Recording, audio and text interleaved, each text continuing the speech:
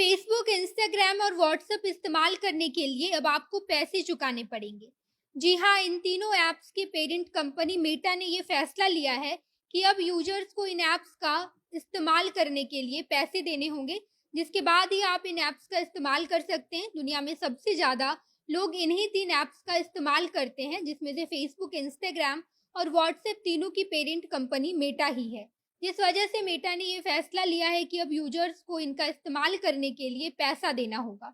चलिए जानते हैं कि आखिर यूजर्स को इन ऐप्स को इस्तेमाल करने के लिए कितना पैसा देना होगा, और अगर यूजर्स पैसा नहीं देते हैं तो ऐसी स्थिति में क्या होगा। उससे पहले नमस्कार, मैं नेहा चौधरी, कैमरा पर्सन विशाल के साथ, और आप देख रहे हैं जनता जंक्शन।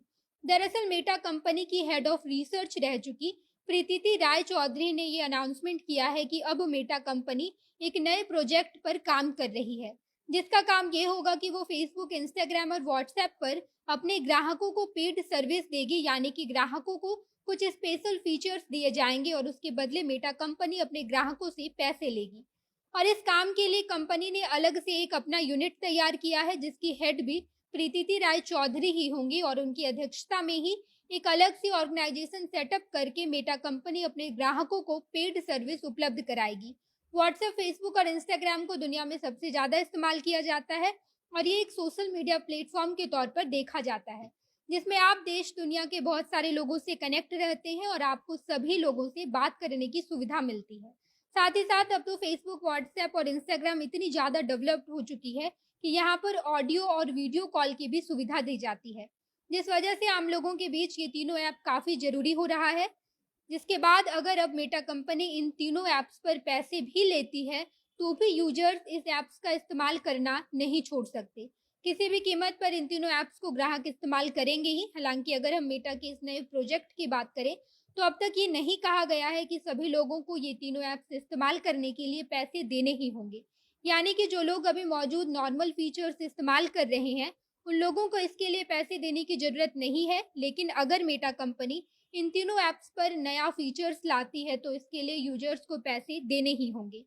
और ऐसा भी नहीं है कि सारे यूजर्स को ये फीचर्स लेने ही होंगे, बल्कि ये उनके चॉइस पर निर्भर करेगा कि यूजर्स वो फीचर्स लेते हैं या नहीं। अगर यूजर्स को फीचर्स लेनी होगी, तो वैसी स्थिति में उन्हें पैसे देने होंगे। हालांकि मौजूदा समय में ऐसे कई सारे ऐप्स हैं जो पैसा लेकर अपने यूजर्स को कुछ स्पेशल फीचर्स देते हैं। जैसे कि ट्विटर और स्नैपचैट अपने ग्राहकों को पेड सर्विस प्रदान करती है। जैसे कि ट्विटर पैसे लेकर अपने ग्राहक को ट्विटर ब्लू टिक की सुविधा देती है, और स्नैपचैट पैसे लेकर स्नैपचैट प्लस की सुविधा देती है। यानी कि वैसे लोग जिन्हें ट्विटर पर ब्लू टिक और स्नैपचैट पर स्नैपचैट प्लस की फीचर्स का लाभ उठाना होता है, तो वो लोग दोनों कंपनी को पैसे देकर ये फीचर्स खरीद लेते हैं। हालांकि अब तक इस बात का खुलासा नहीं हुआ है कि मेटा अपने किस प्लेटफॉर्म पर क्या फीचर्स लाएगी, लेकिन एक रिपोर्ट के मुताबिक ये बात सामने आई है कि मेटा एक नया डिवीजन तैयार करेगी, जिसका नाम न्यू मोनेटाइजेशन एक्सपीरियंसेस होगा, और ये डिवीजन अपने ग्राहकों को फेसबुक, इंस्टाग्राम और व्हाट्सएप के लिए पेड फीचर्स उपलब्ध कराएगी। अब तक कितने फीचर्स ग्राहकों को दिए जाएंगे, इस बारे में कोई भी जानकारी नहीं मिली है, लेकिन एक बात सामने आई है कि कंपनी अपने एड्स बिजनेस को बढ़ाने की कोशिश कर रही है। यानी कि यूजर्स को पैसे देकर एड्स ऑफ करने का ऑप्शन दिया जाएगा, जिसकी जानकारी मेटा के head of ads and business product John Hegeman ने एक इंटरव्यू में दिया है। फिलहाल इसको लेकर अभी तक कोई भी ऑफिशियल अनाउंसमेंट नहीं आया है। देखने वाली बात ये होगी कि कब तक मेटा कंपनी अपने तीनों ऐप्स के लिए प्रीमियम फीचर्स लाती है। बाकी इसको लेकर जो भी अपडेट आएगा हम आपको जरूर बताएंगे। आगे की खबरों के लिए आप जनता जंक्शन देखते रहिए। धन्यवाद।